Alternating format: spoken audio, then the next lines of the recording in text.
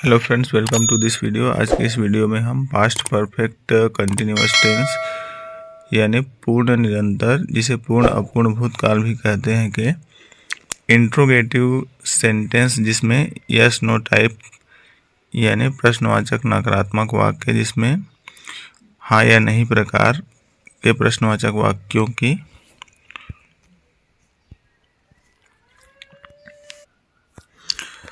तो चलिए सबसे पहले हम पास्ट परफेक्ट कंटिन्यूअस टेंस के हिंदी वाक्य की पहचान को समझते हैं। तो हिंदी वाक्य past perfect continuous yes no type interrogative sentence में हिंदी वाक्य के शुरुआत यानी प्रारंभ में क्या शब्द रहता है और वाक्य के कर्ता के बाद समय सूचक शब्दों के साथ से तथा वाक्य की क्रिया के अंत में रहा था, रही थी, रहे थे आदि शब्द जुड़े होते हैं और वाक्य के अंत में प्रश्नवाचक चिन्ह लगा रहता है। चलिए आगे उदाहरण से समझते हैं। जैसे क्या वह सोमवार से स्कूल आ रहा था। तो जैसा कि उदाहरण में आप देख सकते हैं कि वाक्य की शुरुआत में क्या है और वाक्य के कर्ता वह के बाद समय सूचक शब्द के साथ से लगा हुआ है और क्रिया आ यानी आना है और क्रिया के अंत में रहा था लगा हुआ है। तो इस प्रकार से हम हिंदी वाक्य को देखकर पहचान सकते हैं कि ऐसे हिंदी वाक्य जिसके शुरू में क्या हो और कर्ता के बाद समय सूचक शब्द के साथ से हो और क्रिया के अंत में रहा था, रही थी, रहे थे हो, past perfect continuous tense interrogative sentence जिसमें यस नो टाइप के इंट्रोगेटिव सेंटेंस होते हैं। चलिए अगला उदाहरण देखते हैं। क्या वह 2 दिन से स्कूल जा रही थी। तो यहाँ पर भी हम देख सकते हैं कि सेंटेंस की शुरुआत में वाक्य के शुरू में क्या शब्द है और कर्ता के बाद समय सूचक शब्द के साथ से लगा हुआ है और क्रिया के अंत में रही थी लगा हुआ है। तो इस प्रकार के sentence past perfect continuous tense interrogative sentence yes no type के सेंटेंस होते हैं। वाक्यों की पहचान को समझ लेने के बाद चलिए अंग्रेजी वाक्य की पहचान को समझते हैं। तो past perfect continuous tense interrogative sentence yes no type में हमको सबसे पहले अंग्रेजी वाक्य के शुरुआत में हेल्पिंग वर्ब लिखा हुआ दिखाई देगा, जिसका पहला अक्षर बड़े अक्षर के रूप में लिखा हुआ रहेगा।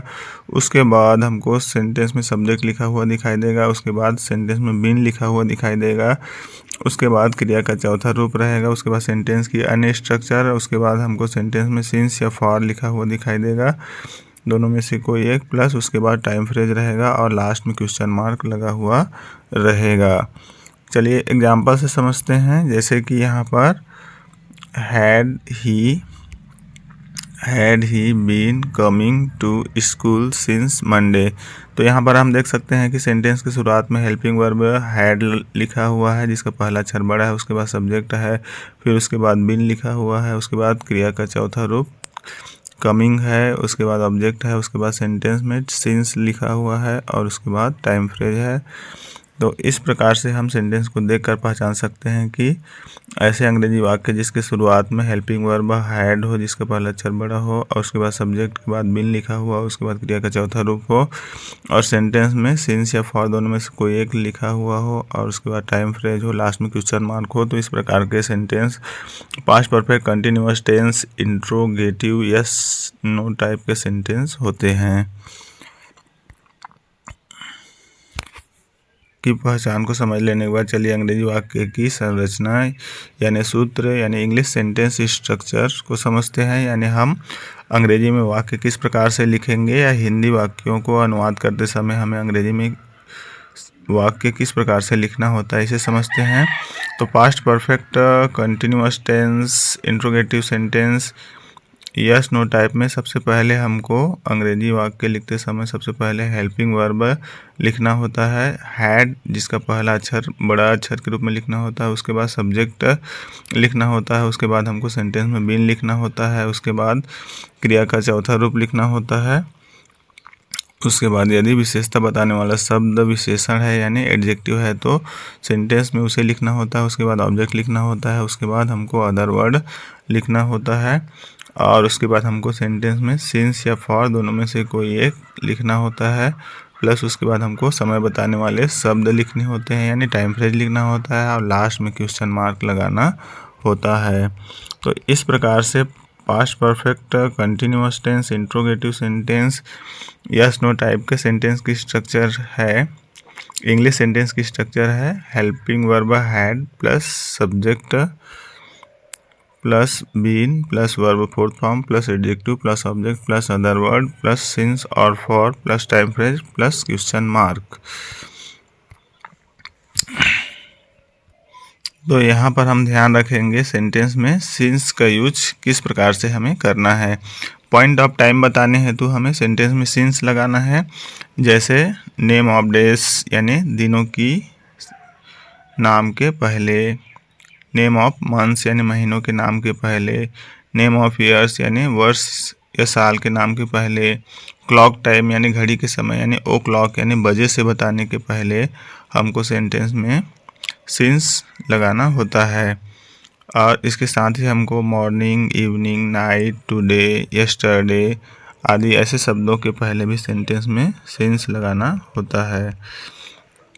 चलिए आगे हम फॉर का यूज को समझते हैं, यानी हम पास्ट परफेक्ट कंटिन्यूअस टेंस में फॉर का यूज किस प्रकार से करेंगे। तो फॉर का यूज पीरियड ऑफ टाइम यानी समय की अवधि बताने हेतु किया जाता है।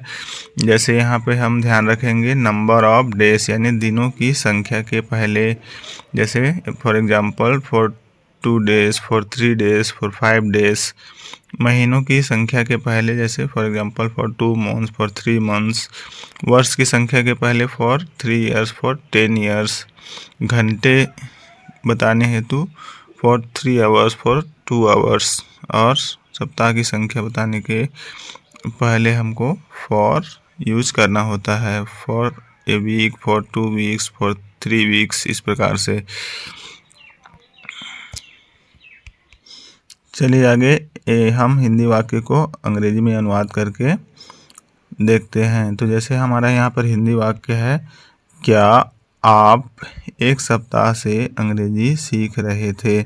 तो जैसा कि हम यहाँ पर सेंटेंस को देखकर पहले पहचान लिए कि सेंटेंस की शुरुआत में क्या है और कर्ता के बाद समय सूचक शब्द के साथ में से लिखा हुआ है और क्रिया के अंत में रहे थे लगा हुआ है, यानी इस प्रकार का वाक्य हमारा past perfect continuous tense yes no type interrogative sentence है। तो हम सेंटेंस स्ट्रक्चर के अनुसार सबसे पहले हेल्पिंग वर्ब लिखेंगे।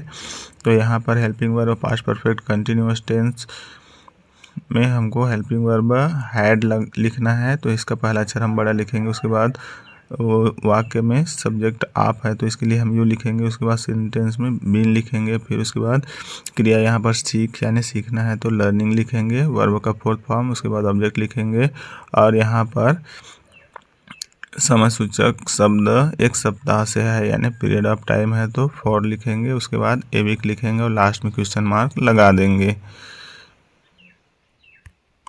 तो इस प्रकार